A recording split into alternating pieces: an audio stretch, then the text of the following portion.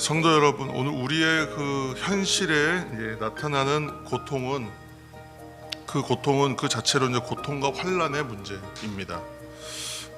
인생에서 겪는 어려움입니다. 그래서 고난은 말 그대로 고난입니다. 이걸 아무리 뭐 잘 포장해도 고난이 갑자기 다른 것이 되지는 않죠. 그래서 고난은 말 그대로 고난이고, 고난은 고통과 말 그대로 환난의 문제인 것이죠. 그런데 이제 우리가 신앙 안에서는 고난이 은혜가 된다 이렇게 이제 말합니다. 근데 어떻게 고난이 은혜가 되는가? 우리가 이제 그것에 대하여 나눈 적이 있었는데, 하나님이 이제 허락하시는 시험과 고난은 우리의 이제 신앙의 점검과 성숙의 계기가 된다. 우리가 그 언제 주일에 말씀을 나눈 적이 있죠.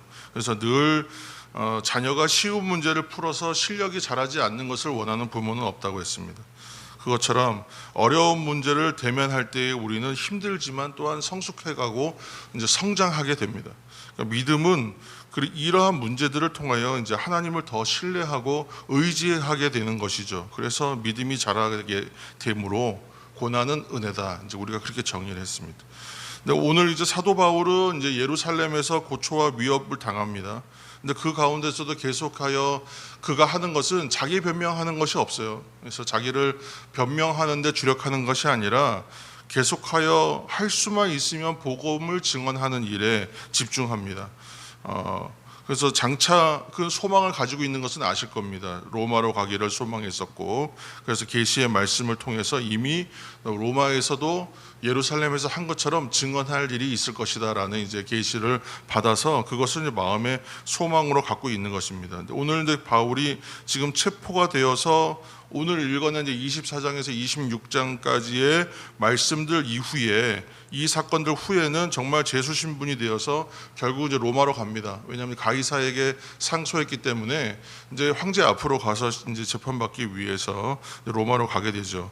결국은 이제 한 2년 정도, 이태 동안이니까 한 2년 정도 구류가 되어 있었는데, 이 동안에 뭐 큰 변동이 있었던 일은 없어요. 결국은 가이사에게 상소해서 자신이 로마로 가는 것에 대한 일은 이제 확정받는 것 외에는 특별한 일은 없지만, 이 기간 동안에 이제 어떠한 과정들을 겪고 있는지를 우리가 이제 볼 수 있습니다. 결국은 하나님 앞에서는 모든 것이 합력하여 선을 이룬다 그랬는데, 합력하여 선을 이루시는 하나님이 우리의 그 빛의 일과 어둠의 일, 명과 암이죠. 그래서 빛과 어둠의 일들을 모두 사용하셔서 결국은 이제 이뤄내시는 하나님의 뜻과 계획과 역사를 이루어 가시는 것들을 발견하게 됩니다. 그래서 하나님의 역사가 곧 인간의 역사고, 인간의 역사가 하나님의 역사하심을 볼 수 있는 증거가 된다는 얘기는, 우리의 역사는 흘러가잖아요. 근데 이 역사의 이면에 계속 하나님께서 열심을 가지고 일을 하고 계시다는 것을 오늘 사도행전의 저자 누가는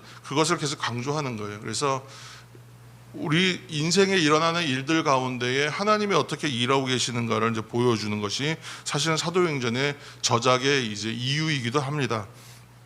그래서 오늘 이제 바울의 체포와 구금과 이제 나중에 로마로 송치되는 모든 과정이 사실은 예언의 성취다. 하나님께서 예정하시는 로마로 가기 위한 하나의 과정으로 사용하신다. 이제 그런 내용이고, 그리고 이제 바울의 소망이자 하나님의 뜻인 복음이 로마까지 전파되는 과정이 어떻게 해서 이루어지는가를 상세하게 보도하고 있는 것입니다. 그래서 사도행전을 이제 기록한 누가가 이제 복음이 어떻게 전파되어 가는가, 이것에 관심이 있었다는 거예요. 그래서 그 관점에서 사도행전을 보면 또 새롭게 읽어지는 부분이 있어요. 그래서 복음이 어떻게 되냐면 예루살렘에서 시작하잖아요. 복음이 예루살렘에서 시작하여 유대와 사마리아로, 그리고 로마의 동편 지역이었던 소아시아, 오늘날 터키 지역, 그리고 그리스 뭐까지 같이 전해졌던 이 복음이 이제 바울을 통하여 로마로 전해져야 되겠는데, 근데 그 과정이 어떻게 되는 것인가를 상세하게 다루는 거예요. 그래서 투옥 과정에 또 재판과 변론 과정의 내용들을 다 노출합니다. 그래서 뭐 오늘과 내일에 읽을 부분들에 그것이 다 드러나죠. 왜냐하면 지금 이 일들이 로마로 복음이 전파되기 위한 과정을 보여주고 있기 때문에 그 과정을 이제 초점을 맞춰서 보여주고 있습니다. 총독 벨릭스나 뭐 베스도 이런 인물들이 오히려 바울의 핍박자나 상대자가 되는 것이 아니라 오히려 바울을 그를 대적하는 사람들로부터 생명을 보호하는 보호자 역할이 되고, 또 그가 로마로 갈 수 있게 오히려 길을 제시해주고 열어주는 사람들이 된다는 거예요. 왜냐하면 계속 붙들고만 있으니까 결국은 내가 가이사에게 상소하겠다고 얘기해서 결국은 상황을 국면을 전환시키거든요. 이 모든 과정들이 결국은 하나님께서 바울이 로마로 가서 로마에서 복음 전해야 되기 때문에 그 일을 위해 사용하시는 재료라는 것입니다. 그래서 우리가 오늘 마지막 이제 말씀 가운데 26장 32절 한 절, 오늘 이제 내용이 이제 어떻게 정리되는지를 보여주는 한 절입니다. 26장 32절 읽겠습니다. 26장 32절. 이에 아그리빠가 베스도에게 이르되 이 사람이 만일 가이사에게 상소하지 아니하였더라면 석방될 수 있을 뻔하였다 하니라. 아멘. 근데 만약에 이게 아그리빠 왕이 이제 선의로 한 말일 수도 있고, 아니면 뭐 진짜 악마의 유혹과 같은 말일 수도 있거든요. 이 상황이 다 번복될 수도 있다는 얘기니까. 그런데 이 이제 말을 잘 이제 보면, 바울이 이제 총독 앞에서나 아그리빠 왕 앞에서도 자신의 변호하는 것이 아니라 오히려 거침없이 복음 증언하는 일로 일관했다는 것을 우리가 알 수 있어요. 근데 아그리빠 왕의 말처럼 되면 어떻게 되겠습니까? 그러면 길이 막히는 거예요. 그러니까 사람들이 보기에는 이 일로 죄를 받지 않을 것이다. 아무 죄가 없거든요. 사실은 죄 받을 만한 일이 없음에도 불구하고 지금 구금당하고 또 뭐 억류되고 재판받고 결국은 송치되는 거잖아요. 그러니까 죄가 없음에도 불구하고 이 일이 벌어지고 있는 거라는 걸 사람들도 다 알아요. 그런데 이것은 하나님께서 이 상황들을 사용하시는 거예요.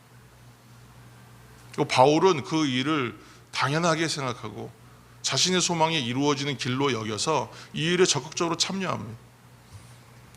그냥 이유 없이 잡히고 이유 없이 고통 당하는 거예요, 사실은. 그런데 이 일을 통하여 하나님의 뜻을 이루어 가신다. 이것은 하나님의 뜻이 바울이라는 한 사람 삶 가운데서 역사하시는 이야기를 좀 보여주고 있는 것입니다. 뜻을 알지 못하면 이해하지 못한다 그랬어요. 성경이 다 그래요. 성경의 이야기들이. 성경 안에 들어있는 하나님의 뜻을 알지 못하면 성경은 이해되지가 않습니다. 그리고 이해하지 못하면 순종할 수가 없어요. 순종하지 않으면 믿음이 생기지가 않습니다. 그러니까 바울은 이러한 일들 가운데에 하나님의 뜻을 분명히 알았다는 거예요. 분명히 알고 이해했어요. 분명히 알고 이해했기 때문에 순종할 수 있었어요.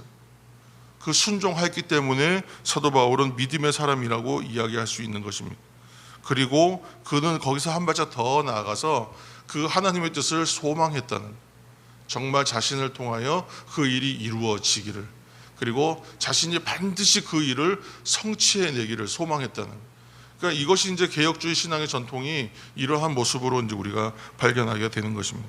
오늘 말씀을 통해서 하나님의 뜻은 고난 가운데에서도 얼마든지 성취된다. 그리고 이루어진다는 것을 보게 됩니다. 성도 여러분, 무엇보다 하나님의 뜻이 무엇인지 찾는 것에 대하여 우리가 전념해야 되겠구나라는 아마 생각이 드실 겁니다. 정말 무엇보다 하나님의 뜻이 무엇인지, 내 인생 가운데, 내 삶 가운데, 오늘의 생활 가운데 하나님의 뜻이 어디에 있는지를 찾는 것에 전념하시기를 축복합니다. 그리고 오늘도 성령 안에서, 말씀과 기도 안에서 하나님의 뜻을 성취해 가셔서 어떤 일도 믿음으로 감당하고 감사로 받을 수 있고 기쁨으로 행할 수 있도록 하나님, 내 가운데에 주님의 뜻을 드러내시고 주님의 뜻을 알리소서. 알고 깨닫고 이해하고 순종하고 나의 믿음으로 행하여 하나님이 주신 일들을 내 소망으로 품으며 오히려 기쁨으로 감당하는 자리까지 나아갈 수 있도록 우리를 주장하여 주옵소서. 이렇게 기도하시는 저와 여러분 되시기를 예수님의 이름으로 축복합니다. 함께 기도하며 나아가겠습니다.